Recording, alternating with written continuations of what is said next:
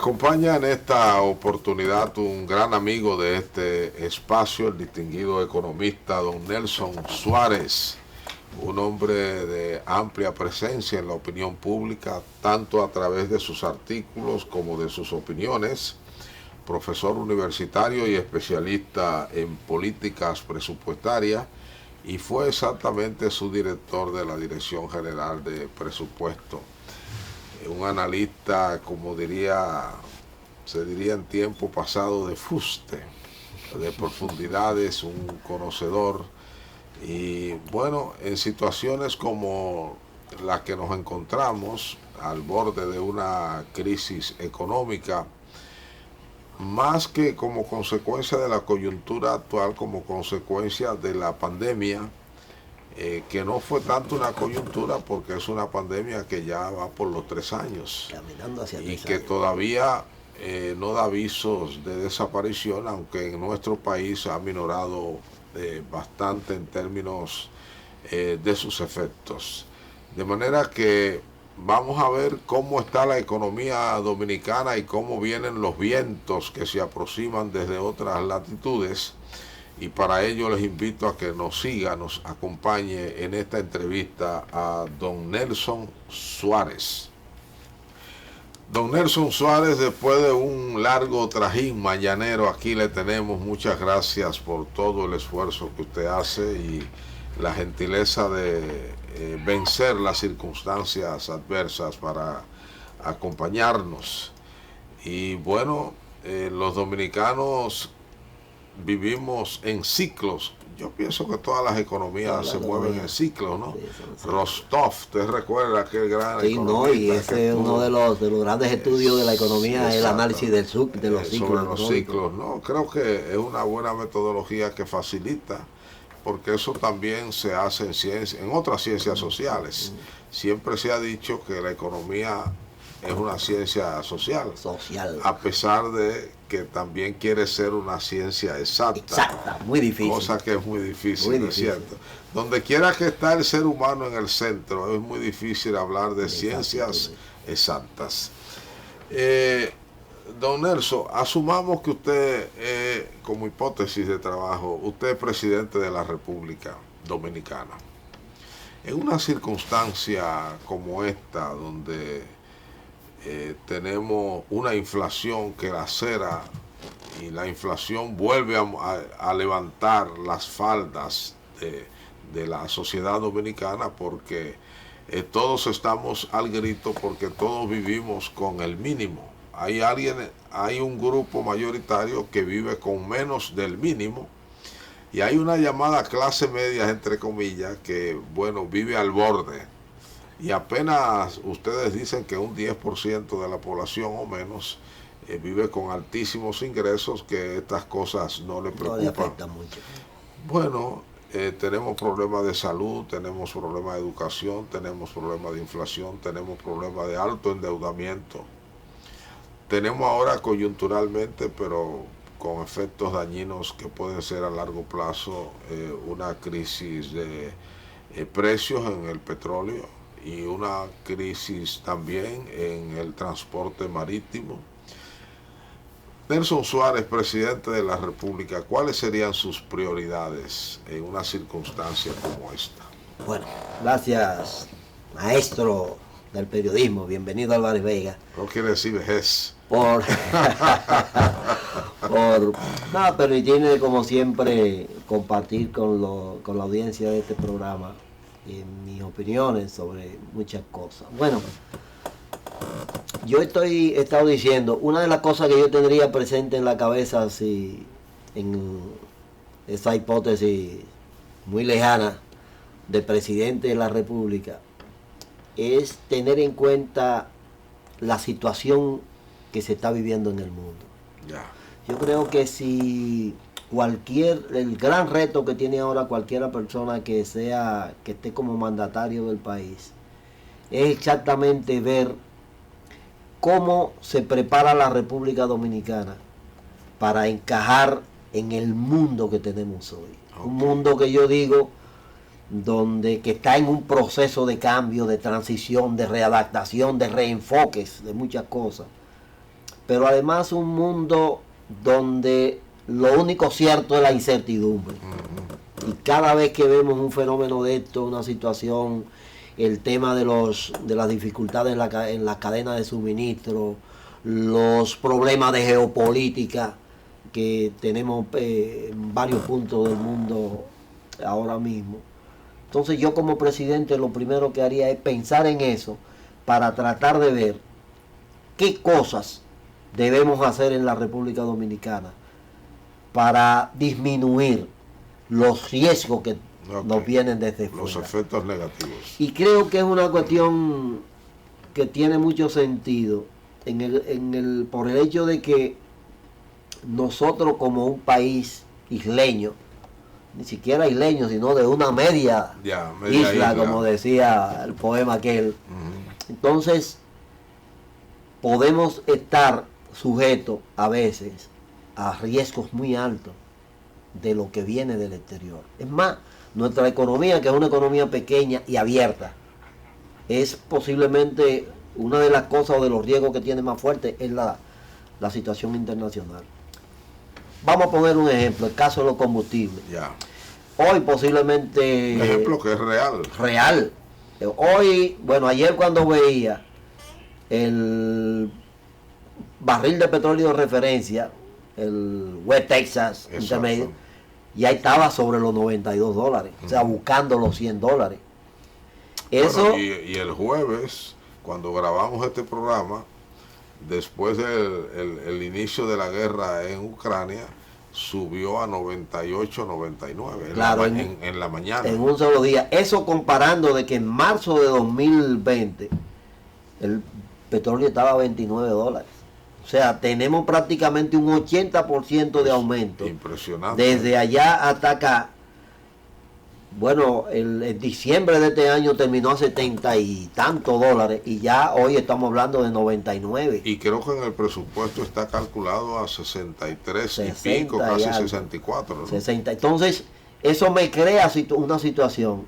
Nosotros que somos un país que no somos productor de petróleo, somos importador neto, tanto de petróleo crudo, muy baja proporción, como de productos terminados. Productos blancos. Entonces, ¿qué hemos estado haciendo en el país? Hemos estado haciendo en el país algún tipo de pensamiento, los estados, los que dirigen el gobierno, de crear condiciones para que el país pueda tener una buena reserva de combustible para, en caso de una situación catastrófica en el mundo, poder durar 1, 2, 3 meses. No lo hemos hecho. Bueno, entonces yo como presidente... Recuerde que no tenemos capacidad de almacenamiento. Por eso, pero porque no la hemos creado. Claro. Entonces yo como presidente, en estas circunstancias, viendo el panorama mundial, estaría reforzando la capacidad del país de tener algún tipo de reserva para 3, 4, 5 meses de combustible ante situaciones, porque si no, entonces podríamos estar siendo afectados de manera muy pero muy grave por eso.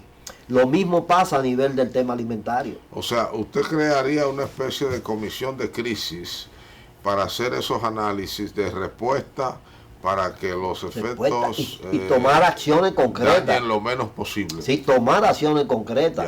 Por ejemplo, a nivel alimentario, nosotros hemos estado viendo, por ejemplo, el tema de la inflación. O sea, los desajustes que se produjeron en la cadena de suministro a nivel global a raíz de la crisis del COVID a partir de marzo del 2020, parece ser que no han podido ser resueltas de manera efectiva. Eso conjuntamente con la situación de asistencia fiscal que prácticamente todos los gobiernos del mundo tuvieron que lanzar para mantener la economía funcionando a raíz de la crisis de la pandemia del COVID. Y que ha agravado el tema de la deuda. Exacto, ha agravado el tema de la deuda. No solo, bueno, nosotros somos un ejemplo de que tuvimos que hacer un endeudamiento extraordinario en el 2020 y 2021 para poder enfrentar la situación y ahora de crisis. Ha encarecido el dinero. Claro, entonces, obviamente, un componente importante de la inflación es el tema monetario. Sí. Y por eso, ante la poca respuesta que ha habido para corregir los problemas de suministro, se le ha dejado a los bancos centrales, correcto, y sobre todo a los bancos centrales de las grandes economías del mundo, enfrentar los temas de recoger dinero. Sí, entonces, pero ¿qué pasa? Recoger dinero en esta situación también tiene un impacto negativo porque va a ralentizar de nuevo la economía. No, vía encarecer el dinero, Sí, encarece todo, obviamente, por vía de consecuencia, ¿no? Ahora mismo se está esperando que es paradójico, perdóneme usted que es economista, es paradójico atacar la inflación subiendo la tasa de intereses, por ejemplo, que se disemina entonces los nuevos costos por toda la economía y es como un estímulo a la misma inflación. Sí, no es lo contrario, porque lo que hacen la subida de tasas, ahora mismo se está esperando que la Reserva Federal en este año haga por lo menos 3 o 4 ajustes de tasa, sí, lo mismo haría... Nuestro Banco Central ha hecho varias. Sí, ya el Banco Central aquí, que aplicó una política de flexibilización y bajó la tasa a veces en 150 puntos básicos, sí, volvió y la llevó prácticamente al nivel que tenía anterior, porque el Banco Central liberó 225, 230 mil millones de pesos, que también tienen un impacto sobre la demanda agregada. Y exactamente lo que hace el aumento de tasa de interés es que le crea una presión contraria a la demanda agregada. Exacto. Y por tanto, al disminuir la demanda agregada, disminuye el consumo y prácticamente tiene un efecto sobre los precios extraordinarios. Pero eleva los costos. Eleva los costos. Y, por ejemplo, ahora mismo lo que se está planteando es que si los grandes bancos centrales adoptan política monetaria restrictiva, es decir, suben tasas de interés, eso podría, o no podría, obviamente va a encarecer el financiamiento que nosotros requerimos en una magnitud importante cada año de nuestro presupuesto, tanto para demandar recursos como para cubrir el servicio de esa deuda. Si eso pasa, entonces también eso estaría afectando la situación. Entonces, tenemos un panorama, como diría don Tony Isa Conde, de una tormenta perfecta. Estamos caminando en la dirección a nivel global de una tormenta perfecta, de una mezcla de inflación en una situación en que yo estaba recuperando el crecimiento económico. Nosotros, por ejemplo, estamos exhibiendo tasas de crecimiento de 12.3% en el 2021. Una situación de recuperación increíble después de la crisis, de la caída de 6.7% en el 2020. Entonces, en ese escenario, como presidente, yo estaría básicamente concentrado en tomar todas las medidas previsorias que me permitan garantizar, minimizar los riesgos que me provienen de este mundo tan convulso, tan complejo, en una situación de cambio tan rápidos a todos los sentidos, en todos los niveles. Se dice que la pandemia puso el mundo con las patas para arriba.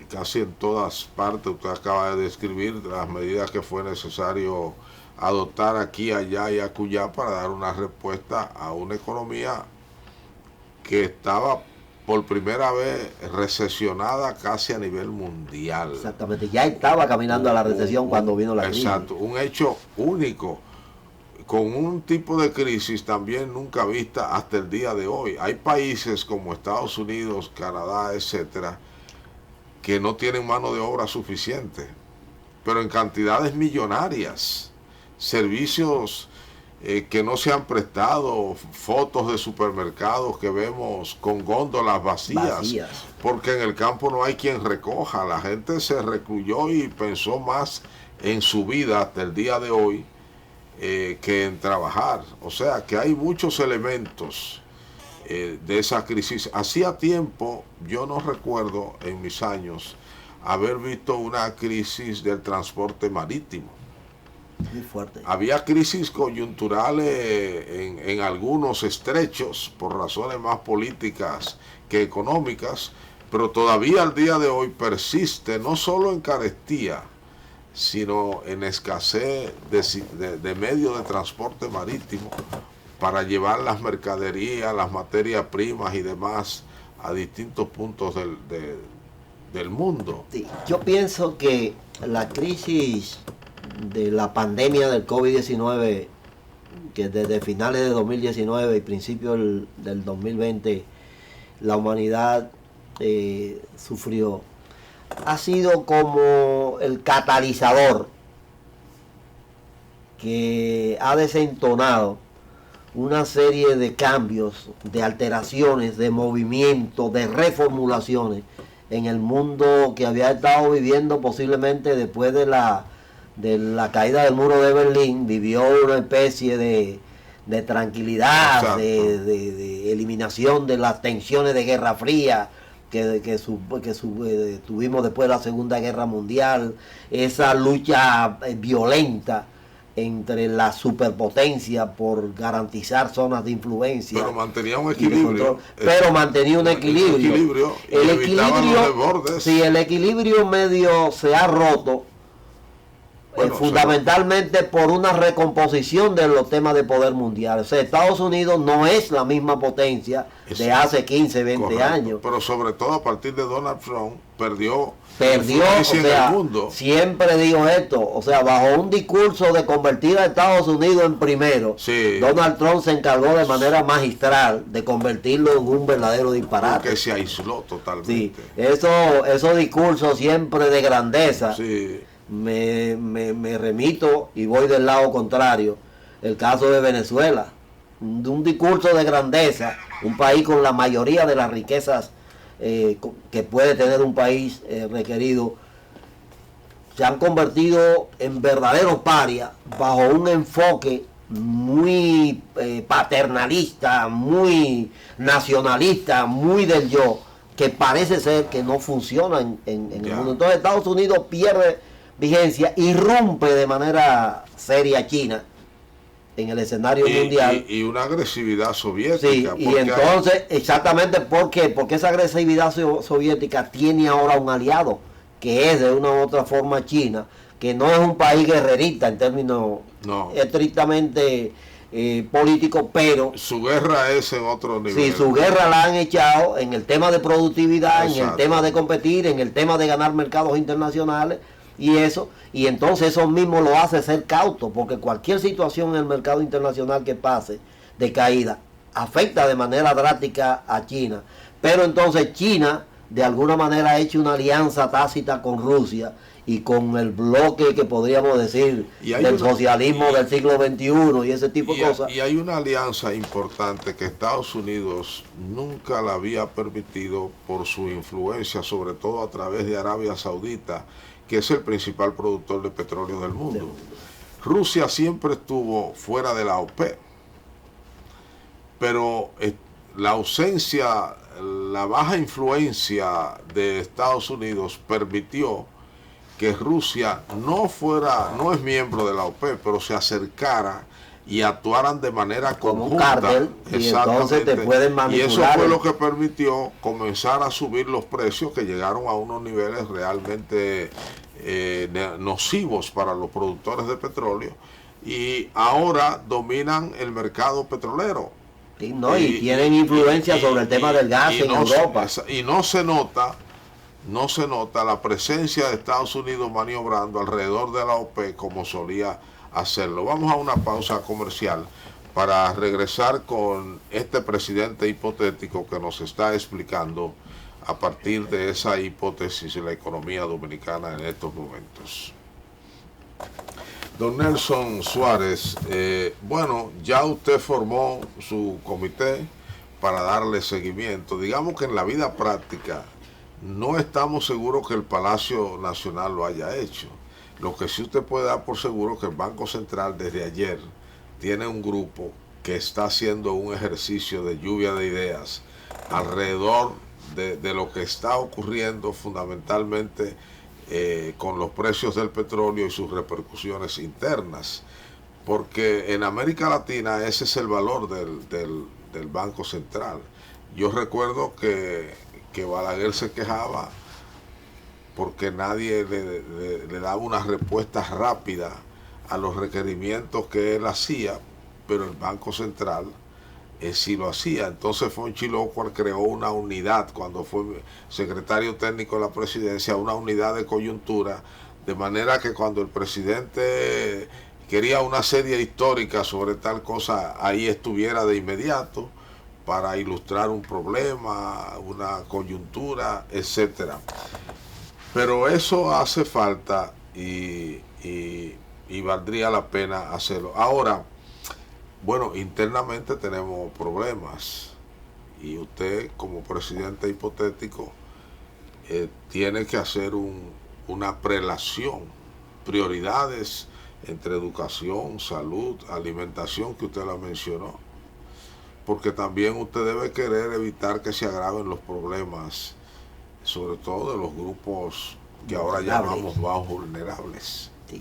Bueno, a veces yo me llama la atención, he estado conocido algunos gobiernos así, estando dentro, con cierta cercanía de donde toman decisiones y eso, y a veces me preocupa que gastamos demasiado tiempo en las cuestiones baladíes, en las cuestiones insulsas, o sea, estamos más metidos en los problemas de la política cotidiana nacional, en el dime y direte. Y a los problemas estratégicos, a los problemas fundamentales no le ponemos atención. Posiblemente eso sea un mal general de la sociedad dominicana. Nosotros no somos muy buenos previendo cosas. A veces vemos países de esos desarrollados que están planteándose un problema que viene dentro de 10, 15, 20 años. Aquí estamos normalmente... Nosotros solemos decir, pero falta mucho. Sí, eso falta mucho y te lo dicen. Sí. Por ejemplo, yo con el tema que tuvimos esta mañana para este programa, yo tengo paranoia a veces con el tema del tiempo. Tengo una reunión a las 4 y yo estoy preparado a las 3 y me dicen, pero son las 3. Bueno, pero es que yo tengo que estar a las 4. Exacto. Entonces nosotros somos muy buenos haciendo esa procrastinación, como dicen, el tema del tiempo. Entonces creo que no le ponemos mucha atención a las cuestiones fundamentales. Y la situación, no solo la situación actual que está viviendo el mundo, que lo estaba dando señal.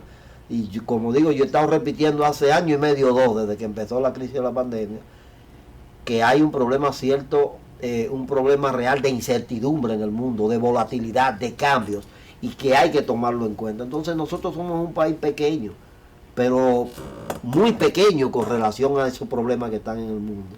Y la única forma de poder sobrevivir lo menos mal posible en una situación de crisis global es creando, porque también tenemos la particularidad de cómo estamos lejos de los centros de confrontación, mucho peso. Eso también nos ayuda un poco. Entonces podría ser inclusive que nos convirtamos en algún momento en refugio de mucha de esa gente que quieren, por las condiciones que tenemos. Entonces tenemos, si fuera presidente, ahora mismo exactamente estuviera creando una unidad, un comité, para que esté dando la observación. Pueden existir esos grupos, los gobiernos siempre, pero de manera muy aislada. Sabe que siempre he dicho que los gobiernos en este país a veces se fraccionan, tienen grupos. Y internamente, para atender los grupos vulnerables, ¿cómo usted se manejaría pensando en prioridades como educación, salud, alimentación? Por ejemplo, nosotros estamos viendo un gobierno que pareciera que no está pensando en la crisis universal de que usted hablaba. Sí, porque todos los días estamos anunciando nuevas obras millonarias. Y yo pregunto, bueno, la obra que hoy se dice que va a costar 1,000 pesos, mañana usted revisa los costos dentro de la nueva realidad y ya no cuesta 1,000 pesos. Bueno, a propósito de un comentario que estuve hablando, bueno, vamos a hacer 11,000 viviendas. Sí. Y sucede que cuando saco cuenta, en el tiempo específico he terminado 1,000. Sí, menos. 2,200. ¿Por qué? Porque una práctica que daña el problema de casi todas las gestiones de gobierno.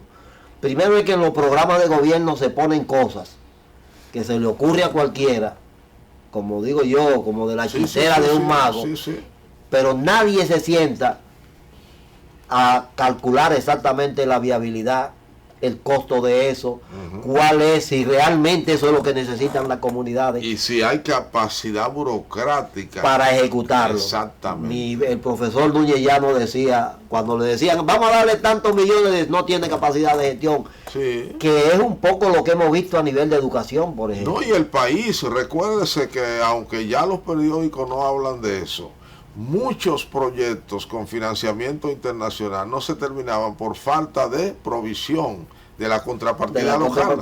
¿Por qué? Porque yo hice, de hecho, en muchos casos depreciando fondos muy bajo costo de financiamiento, pero nosotros no teníamos las condiciones. Siempre, en cualquier acción, en cualquier práctica, en cualquier proyecto que uno, el estar preparado para ello es lo que determina. Yo siempre he dicho, la genialidad de Noé no fue el arca en sí, fue haber previsto y creído y ponerse y tenerla preparada cuando vino el diluvio. Sí, no, la sabiduría de él no fue hacerla, sino haber previsto que podía venir. Entonces, en el país y prácticamente en todo el mundo, la clase política solo está dedicando tiempo a las cuestiones que tienen que ver con su dominio y su control de área del poder, y no están pensando estratégicamente. Entonces prácticamente todos los países, el liderazgo actual de los países del mundo, los que están metiendo a toda la humanidad, que normalmente no están con ninguna de esas cosas, en los grandes problemas de la humanidad. ¿Qué podemos a veces decir de esto? Y es que el tema de las ideologías, la creencia, la adhesión de grandes masas humanas al pensamiento de esos líderes, a veces le da fuerza para actuar. Yo le insisto a usted en las prioridades internas. Ya usted me planteó lo de tener en cuenta el contexto internacional y estudiarlo y tomar medidas para evitar que de allá para acá nos afecte lo menos posible.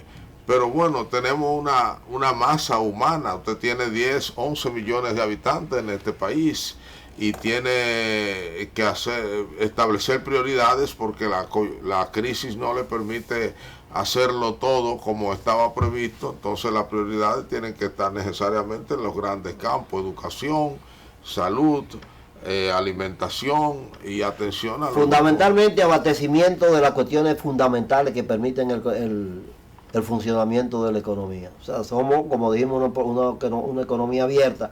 Seguimos dependiendo de mucha importación para prácticamente el tema de la seguridad alimentaria. O sea, yo debo estar tomando medidas ahora mismo para garantizar. Nosotros tenemos tierra ociosa, tierra que son de cultivo y le hemos dejado de producir. En estos tiempos, en estos últimos años, he estado muy vinculado tratando de apoyar a uno de los hijos míos que se le ha metido en la cabeza que la agricultura es la actividad del futuro. Los gobiernos, como gobierno, yo estaría pensando en eso. ¿Por qué? Porque toda la humanidad y cualquier país, su base de reproducción es la alimentación. Entonces nosotros tenemos condiciones naturales, como diría David Ricardo, tenemos ventaja comparativa en términos de producción agrícola que debemos estar potencializándola. ¿Cuáles son los riesgos, por ejemplo, a nivel alimentario? El tema del encarecimiento de los insumos agrícolas. Entonces yo debo estar creando condiciones como gobierno. Y ahí tenemos otro tema, la mano de obra. Para el tema de mano de obra. O sea, dependemos en gran medida de la mano de obra haitiana para el tema de la agricultura, por una serie de razones. Entonces, ¿qué voy a hacer? Hace falta regresar a las 10 tareas de Trujillo. Si puedo hacer una política, por ejemplo, de decir, bueno, vamos a salir de toda la mano de obra haitiana de golpe y porrazo, posiblemente eso afectaría a la economía. Ahora yo debo definir una política en torno a eso, porque veo que están ahí dos de los sectores fundamentales de la economía. Pero este no es el momento, en una coyuntura donde hay otras prioridades. Si usted ataca la mano de obra, se va a quedar, usted tiene que decidir si es ahora o un poco después. Sí, entonces, porque un problema que tiene más de 100 años no es obligatorio resolverlo en medio de esta gran crisis. Entonces, cuando usted necesita producir alimentos. En ese esquema, yo tengo entonces mi herramienta fundamental, que es el presupuesto público. Yo debo reorientar el presupuesto público a esas prioridades, a esas previsiones de riesgo para poder garantizar. Yo no puedo seguir, por ejemplo, aquí hay un inventario de obras inconclusas, acumulada de prácticamente los últimos 4 o 5 gobiernos. Y yo sigo lanzando obras. Entonces, ¿por qué no hacemos un inventario? Y decimos, mire, de todas estas obras que tenemos aquí. Participación ciudadana. Sí, exacto. El de detectar las que estaban a medio talle. Entonces yo tengo que tomar decisión ahora. Yo no tengo espacio para dedicar el 4% del PIB a inversión pública. Entonces lo que estoy dedicando es un 2. Ahora, ese 1 y pico que estoy dedicando, debo de reorientarlo hacia las cuestiones de infraestructura básica que el país le garanticen enfrentar cualquier riesgo internacional. Por ejemplo, nosotros tenemos aquí algún mecanismo de almacenamiento de alimentos, que yo pueda decir, mira, tengo alimento ahí, arroz, por 3 meses. Hay que decir que el INESPRE de los tiempos de Hipólito Mejía y de Antonio Guzmán se encargó de hacer buenos almacenes, incluso refrigerados. Sí, no, y teníamos espacio, eso se perdió, posiblemente en manos privadas. Se perdió y algunos se lo entregaron en el gobierno Leonel y el gobierno pasado a conocidísimos empresarios del agro dominicano, entonces, de la agroindustria dominicana. Entonces yo creo que el mensaje es que el presidente, el equipo de gobierno actual, que está entrando ya en una fase prácticamente de la curva descendente, porque después que el gobierno cumple 2 años, entonces viene la campaña electoral y eso distorsiona todo. Entonces cosas, por ejemplo, yo como presidente ahora mismo quitaría de mi programa de acciones y de operaciones estas intenciones de cambiar constitución y leyes. Todo eso está bien, por Dios. Nosotros tenemos una constitución que tiene, menos de 10 años, que se hizo y del 2010. Tiene una serie de planteamientos que son buenos. Tiene una cantidad de leyes y disposiciones. ¿Por qué no hacemos las leyes que dicen esa constitución? Eso le iba a decir. Y entonces, esa constitución no ha sido completada. No, igual que la mayoría de las leyes en el país. Yo siempre digo que aquí tenemos leyes por cuatriplicado sobre el mismo problema. Porque hacemos una y a los 6 meses viene una gente que quiere adaptarla a sus necesidades e intereses. Y dice que hay que cambiarla, pero nunca la hemos cumplido. La ley de compra, todas esas leyes son leyes buenas. Todas las leyes, por ejemplo, de la administración financiera pública y del presupuesto, son leyes bien hechas. Se hicieron bajo un esquema de asesoría de gente, tanto nacionales como internacionales, bien hecha. Ahora, ¿qué pasa? Es que ninguna la hemos cumplido. Es que ninguna nunca le hemos dado. Entonces, yo prefiero impulsar el cumplimiento de esas leyes que tenemos, y ella misma, sobre la base de su cumplimiento, nos va a decir dónde tienen la falla. Pero ahora nunca la cumplimos y por tanto la cambiamos a veces sin haberla cumplido. Vamos a un segmento comercial para regresar en el tramo final de esta conversación con el economista don Nelson Suárez Paulino. Profesor Nelson Suárez, particularmente yo tengo la impresión siempre de que los grandes problemas económicos y financieros de un país son muy similares a los problemas económicos y financieros de un hogar estructurado. Es decir, un hogar donde hay papá, mamá e hijos, donde varios trabajan, varios llevan ingresos, hay gastos fijos, etcétera.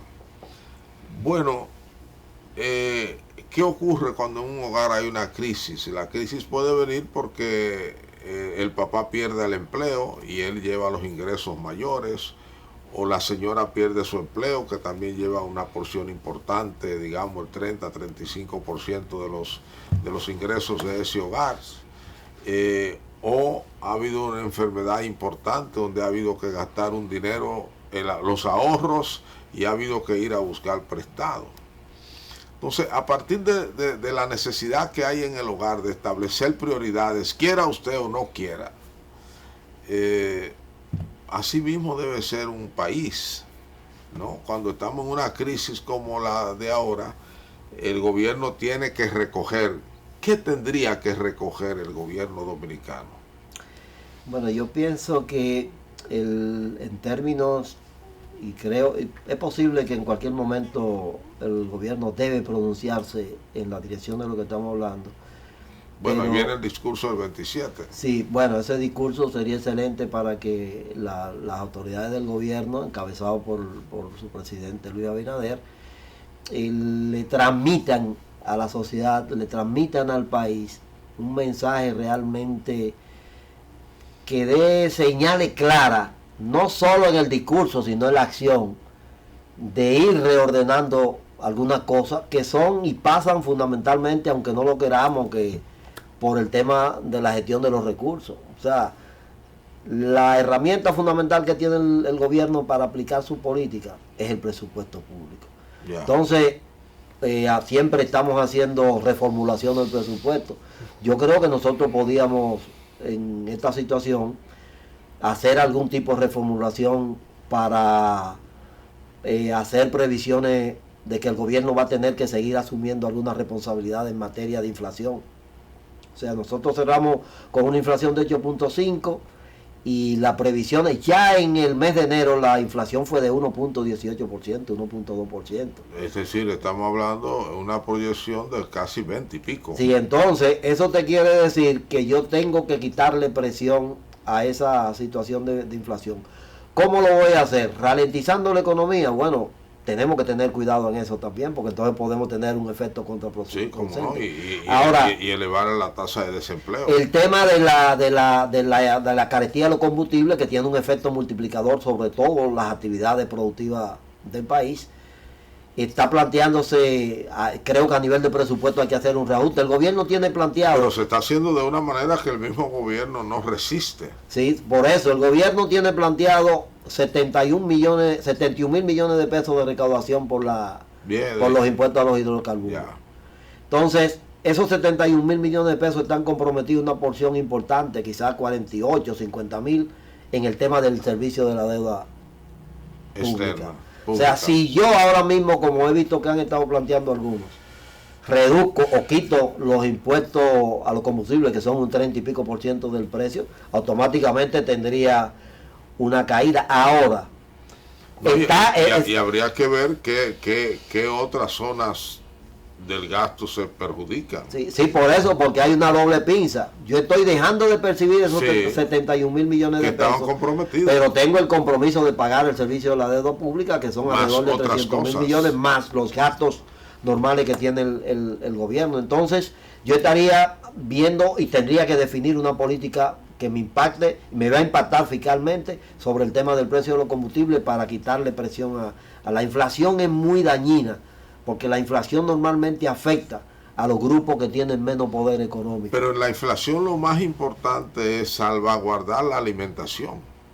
Claro, porque es el tema que al final... ¿Cuál sería el mecanismo para salvaguardar la alimentación de los grupos más vulnerables? Sí, garantizar, y ahí entonces también viene el tema de concentrar recursos para el sector agropecuario y sobre todo para atenuar los precios de los insumos que tienen que ver. Una cosa determinante en una matriz... Yo trabajaría ahí con los mercados populares de Inespre. Una matriz insumo-producto es que la proporción de insumos del sector agrícola creo que supera el 70% de insumos importados. Pero ¿quiénes lo usan? Sí. ¿Quiénes? No son todos los los productores agropecuarios que usan insumos. No, pero la gran mayoría tiene que usarlo, porque de hecho, como hemos tenido algunas cuestiones de mal uso de la tierra, la degradación de esta hace que en alguna medida tengamos que recurrir esa no es la realidad. La realidad es que muy pocos agricultores usan insumos. No. Usan insumos los grandes agricultores. Sí, y los medianos. Le digo, yo cultivo 2 tareas de tierra, y un componente importante de los gastos son los herbicidas que hay que usar, son los venenos para las plagas. Usted cultivó eso porque lo hemos hablado. En un criterio típico capitalista. La mayoría, el campo dominicano es lo menos capitalista que hay en este país. Pero hay un alto grado. De hecho, la matriz de insumos productos que tiene el Banco Central, que elaboró creo que en la última debe ser del 2004, 2000, nos dice pero que eso el componente importado... Pero eso es de laboratorio o fue al campo a averiguar no hicieron el trabajo y hay que creerle porque ellos son los que tienen pero los que vivimos metidos en el campo vemos. Y dice que el componente de insumos importados de la agricultura está por encima del 70%, es muy alto. Entonces el gobierno tiene que ir desarrollando y hay mecanismos de conseguir sustituir alguna cosa de esa con producción y compost, de cuestiones que hacen a nivel natural. Entonces el gobierno debía estar tratando, destinando recursos para impulsar ese tipo de cosas, porque si hay una crisis internacional y se corta el suministro de eso, me va a impactar seriamente la producción, por ejemplo, de arroz. En experiencias pasadas, por ejemplo, la producción de víveres, etcétera, el gobierno lo hacía por vía de agricultura, dándole los esquejes, las cepas, las semillas, y después tenía un departamento que se encargaba de ayudar en la roturación de la tierra. Venían los agrónomos de área a hacer eso ya no es tan así. Bueno, pero debieran de hacerlo. Eso es lo que ahí es que el gobierno puede ayudar. Sí, es una asistencia a la producción. A veces lo que hacemos quizás es buscar asistencia al productor. No es a la producción. Es lo que yo tengo que estimular, es la producción. Es a la producción. Entonces, ya quizás la visión... Es el subsidio más efectivo. Sí, la visión que se ha hecho de la agricultura y sobre todo del ente y de los entes públicos que se dedican a la agricultura, quizá ha bajado mucho ese tipo de asistencia, que es fundamental, porque cuando a mí me prestan un tractor para yo preparar la tierra, cuando yo tengo un agrónomo, ahora los agrónomos que dan asistencia a nivel de la agricultura, son los de las grandes casas que venden insumos. Bueno, entonces va a asesorarte. Por eso le digo que usted lo que tiene en su cabeza es la agricultura capitalista y se le olvida el minifundio, que es el que reina en este país. Entonces yo creo que el concentrarse en el tema alimentario y en el sector agropecuario en términos de apoyo financiero, presupuestario, también tiene que ser con un nuevo enfoque, no seguir transmitiendo recursos para burocracia, porque mire, hubo una época, y perdóneme que estamos ya en el tramo final, que aquí había lo que se llamaba el agrónomo de área, y agricultura sabía cada metro de tierra en todo el país si estaba o no estaba sembrado, y si estaba sembrado, de qué estaba sembrado. Y había un agrónomo que tenía la responsabilidad de transferir lo que se llaman prácticas culturales. Sí, y él pasaba por un lugar y veía una tierra no sembrada y decía, ¿de quién es esa tierra? De fulano. Él iba, mira, vamos a sembrar ahí, eso no puede estar así. Sí. No. Y ahora, no, que yo no tengo, no, te vamos a facilitar, hay que sembrar eso. Voy a confiar algo en términos, por ejemplo, cosas que conozco de algunos de estos proyectos que, como le dije, el hijo mío menor ha estado impulsando. Ayer nosotros estábamos los dos hijos míos y yo en una reunión viendo alguna cosa de los proyectos que ellos desarrollan en eso. Y en ese momento llamó a mi hijo menor un tipo que es como el que es responsable de compra de productos de una firma global grandísima, no voy a decir el nombre, exacto, porque estaba en México buscando una producción de un tipo de ajíes y vegetales muy exóticos, asiáticos que hay, invernadero, y tienen problemas.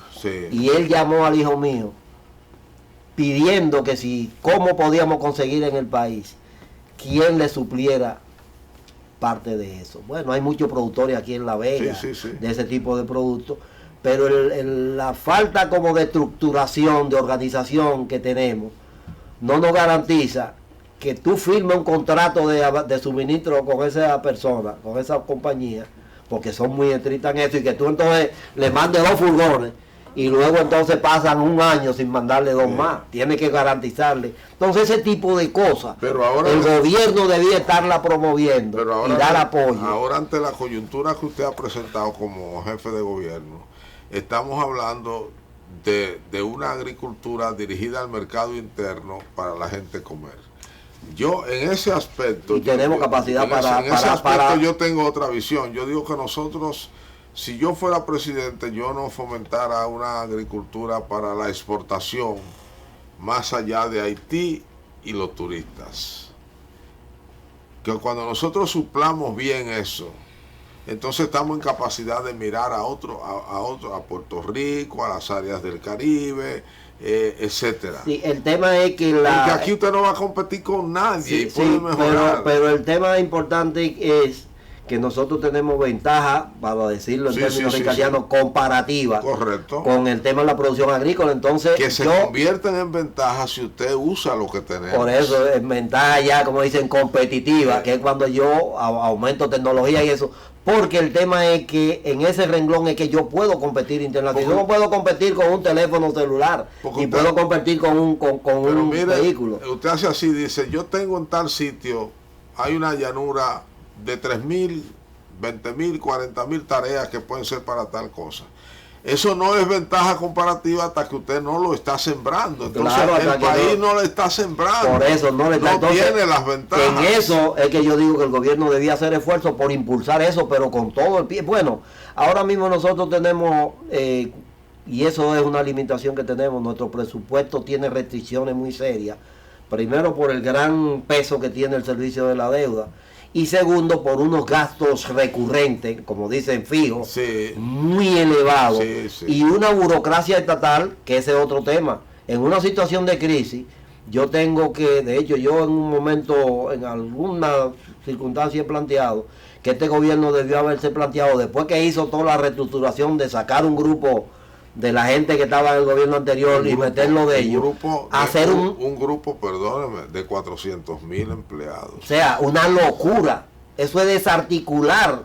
¿Cuánto se gastaría en bonificaciones a esos 400.000? Habría que sacar, pero es mucho dinero. ¿Por qué? Porque eso desarticula la funcionalidad del Estado, lo hace inefectivo, y entonces yo estoy tirando dinero en una burocracia, en un barril sin fondo. Entonces, esas son de las cosas que en una situación de crisis global, en una situación internacional de complicaciones, el gobierno debía estar pensando y debió haber dicho ya, mira, se congela la nómina pública por los próximos 2 años para nosotros poder hacer una administración pública que sea mucho más eficiente para poder garantizar que yo disponga de recursos para invertirlo en las prioridades fundamentales.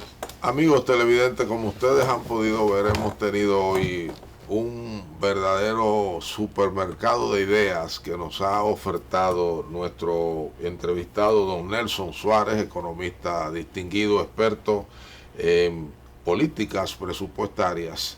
Y ahí tenemos para que nuestros amigos del gobierno tomen algunas de esas ideas, el sector privado, y usted que tiene que administrar su casa también tome algunas de esas ideas, porque la situación en que vivimos y la que viene con mayor intensidad va a necesitar que cada uno de nosotros tomemos ideas inteligentes y prácticas para pasar el Rubicón sin ahogarnos. Gracias por acompañarnos. Nos vemos en el próximo programa.